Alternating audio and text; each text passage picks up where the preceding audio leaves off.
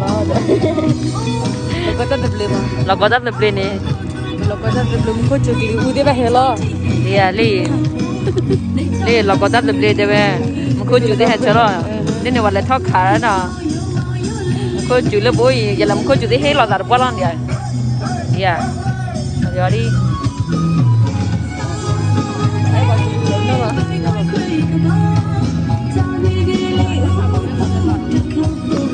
một khối chủ thế này hay chú cha đã lắm ya đấy bạc liền đó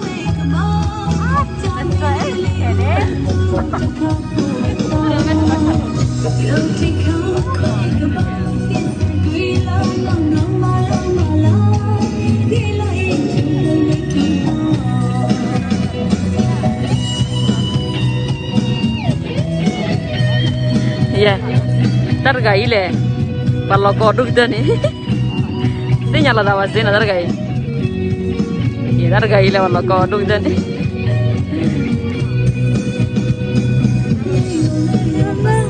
dua jam ya itu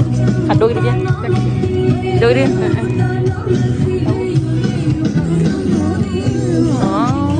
dua rumah mi balik kafe ya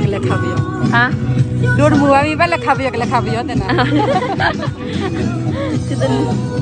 ima dua live video mi ada dua rumah ada mi balik kafe ya mana kelihatan nak kita ada lah nak kafe ya mi kafe ya kafe mana belum tetap ada yang dua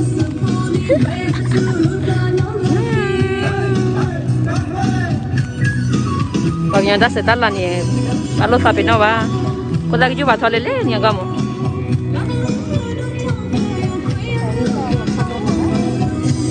Tapi ya,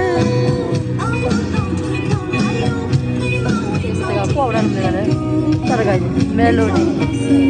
dan jalan.